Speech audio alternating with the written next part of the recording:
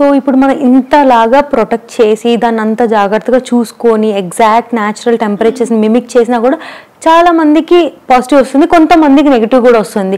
So దానికి lab పరంగా ఏమన్నా డిఫరెన్స్ చేయడం వల్ల వాళ్ళకి కూడా పాజిటివ్ వచ్చే ఛాన్స్ ఉంటుందా, లేకపోతే వాళ్ళ న్యాచురల్ బాడీలో ఏదైనా ప్రాబ్లం ఉంటుందా? అంటే ఇప్పుడు వాళ్ళకి నెగటివ్స్ వచ్చే వాళ్ళకి అందరికీ ఏంటి అంటే అందరికీ సేమ్ ఏజ్ ఫ్యాక్టర్ ఉండదు. Age factor different, embryo quality different, బేసిక్గా స్పర్మ్ క్వాలిటీ డిఫరెంట్ ఉంటుంది, మార్ఫాలజీ ఉంటుంది. ఒకరికి ఉన్నదే ఇంకొకరికి రిపీట్ అయితే అవ్వదు. ఎందుకంటే ఒక్కొక్కరికి ఒక్కొక్క మార్ఫాలజీ వాళ్ళ క్వాలిటీ ఉంటుంది కాబట్టి అలా జరుగుతుంది. ల్యాబ్లో సేమ్ ఎవరికైతే నార్మల్గా పాజిటివ్ వచ్చే పేషెంట్కి నెగటివ్ వచ్చే పేషెంట్కి సేమ్ డేనే జరగచ్చు.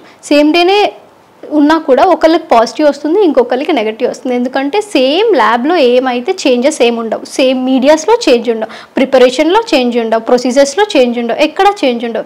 ఏంటి అని అంటే ఇక్కడ ఎక్కడ చేంజ్ ఉంటుంది అని అంటే depends on body and depends on the quality of the gametes. Oocyte కానీ స్పర్మ్ కానీ అక్కడ ఇది ఊసైట్ మార్ఫాలజీ కావచ్చు, స్పర్మ్ మార్ఫాలజీ కావచ్చు, ఈ రెండిట్లో ఎప్పుడైతే పువర్గా ఉంటుంది అండ్ జెనెటిక్ ఫ్యాక్టర్స్ కూడా బేసిక్ థింగ్. ఎక్కడైతే ఇది పువర్గా ఉంటుందో అప్పుడు నెగటివ్ రావడం అనేది జరుగుతుంది.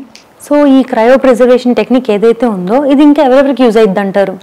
ఈ క్రయో ప్రిజర్వేషన్ టెక్నిక్ ఎవరెవరికి యూజ్ అవుతుందంటే బేసికలీ పేషెంట్స్ ఎవరైతే క్యాన్సర్ ట్రీట్మెంట్ చేసుకుంటున్నారో, కీమోథెరపీ చేసుకుంటున్నారో వాళ్ళకి చాలా యూజ్ అవుతుంది. ఎందుకంటే తర్వాత వాళ్ళకి ఎగ్స్ అయినా స్పర్మ్స్ అయినా ఉండవు కాబట్టి క్యాన్సర్ ట్రీట్మెంట్ తర్వాత ముందే వాళ్ళు స్టోర్ చేసుకోవడం అనేది జరుగుతుంది. అది ఎగ్స్ అయినా స్పర్మ్స్ అయినా వాళ్ళకి చాలా యూజ్ అవుతుంది. అండ్ ఇంకొకటి ఏంటంటే ఊసైట్ ఫ్రీజింగ్ కూడా చేసుకోవచ్చు. పీపుల్ ఎవరైతే లేట్ మ్యారేజెస్ చేసుకోవాలి అనుకుంటున్నారో, ఇప్పుడు మనం తీసుకున్నట్లయితే ఊసైట్ 30 ఏజ్కి ఒక క్వాలిటీ ఉంటుంది, లెస్ దెన్ 30 ఏజ్కి ఒక క్వాలిటీ ఉంటుంది, 35 ఏజ్కి ఒక క్వాలిటీ ఉంటుంది. ఇలా ఊసైట్ ఏంటంటే ఏజ్ పెరిగేటప్పటికి ఊసైట్ క్వాలిటీ అనేది రెడ్యూస్ అవుతూ వస్తుంది. అందరిలోనూ ఇలాగే జరుగుతుంది కాబట్టి అప్పుడు వాళ్ళు ఊసైట్ని ముందుగానే ఫ్రీజ్ చేసుకోవడం కూడా కొంతమంది జరుగుతుంది.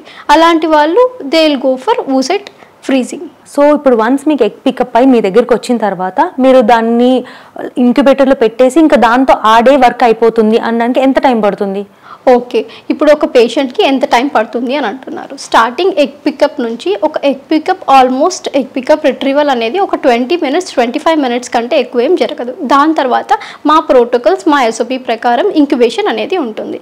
ఇంక్యుబేషన్ 3.5 hours పెడతాము. ఇంక్యుబేషన్ తర్వాత డెన్యూడేషన్ అండ్ ఆఫ్టర్ డెన్యూడేషన్ కూడా ఒక 1 hour ఇంక్యుబేషన్, దెన్ హిక్సీ ఆల్మోస్ట్ 4.5 hours ప్రొసీజర్ అనేది కంప్లీట్ అయిపోతుంది.